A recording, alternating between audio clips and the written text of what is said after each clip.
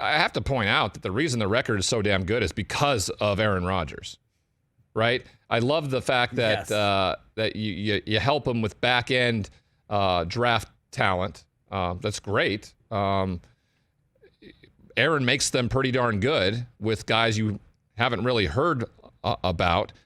Give him a guy up in the front that everybody's talking about and see what he can do. You had Devontae Adams and you had somebody else there, Elijah Moore in the slot. When was he the best? When he had Jordy Nelson, Devontae, and Randall Cobb, I think was the best. And those guys were guys you went and got. Do him a favor.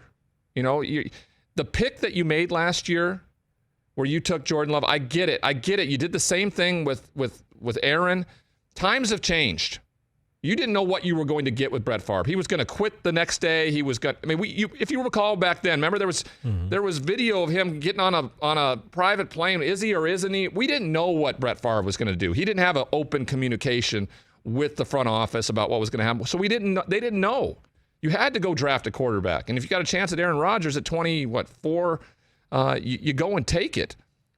Jordan Love was out of nowhere. Was absolutely out of nowhere. You could have gotten a quarterback last year in rounds 2, 3, 4, anywhere that could have been the ultimate replacement for Aaron Rodgers, or at least a guy that you put the time and effort into. You don't wait. That pick was a complete waste. It did nothing last year. It will do nothing this year.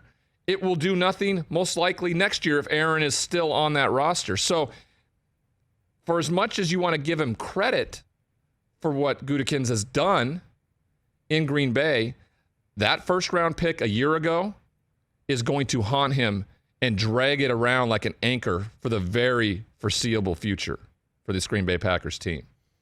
Not even just the Jordan Love pick.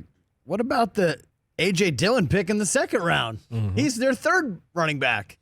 So your first two picks, a quarterback and a running back, don't get on the field. That don't play. Your two most important draft picks in any draft, your first and second round picks. And the guy that you said we're not going to help out decides to go and have an MVP type season. He wins the MVP anyway. Yeah. And now he's like, you know what? I'm done here. I said this earlier, and I mean it. I don't know Aaron super well. We've spent time together. We've played golf together.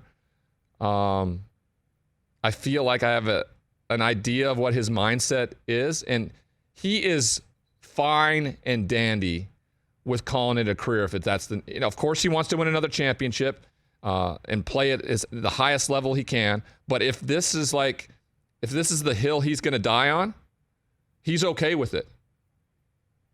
I'm going to go with my movie star fiance and my Jeopardy hosting gig and play a ton of golf and be a spokesperson for whatever and whoever. Everything.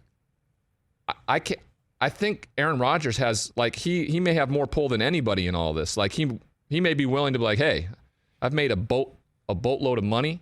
I have everything I want. You guys have absolutely done nothing for me, and I've given you everything. Everything. I've been an unbelievable spokesperson for your brand. I've kept people in check. I've told people to relax. It was interesting to hear Todd, our last caller there, talk to us about, Rodgers just needs to sit back and relax. I thought that was interesting juxtaposition there. I enjoyed everyone making the Jeopardy jokes last night. That was funny. Yeah. Well, of course. I mean, it's perfectly set up for that, right? Set up. It's perfectly set up for that. So, I think he'd be okay with it, and I think he's a guy that would stick to his guns on this and not play next year. And I don't know if the dead cap amount is just too much to overcome. I mean, if he doesn't play, they can find the hell out of him, I guess. That's their only resort back in terms of punishing him for not playing on his contract and not paying his contract, in the sizable amount he's supposed to make a year from now. So, it doesn't make a lot of sense for what the Green Bay Packers have done. I want a real clarification around this on whether or not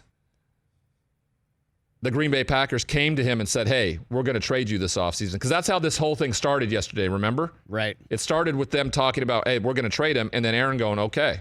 Great. and thinking he was going to San Francisco Wednesday night, and then them coming back to him and saying, no, we're going to hold on to you. So they're really kind of screwing with them anyway, too. And then they just double down on it by, nothing against Eric Stokes at all. But Elijah Moore is the right fit right there. Elijah Moore is the perfect draft pick right there for Aaron Rodgers in the first round. Hey, you watched all the way to the end. Thanks for that. Watch more right here.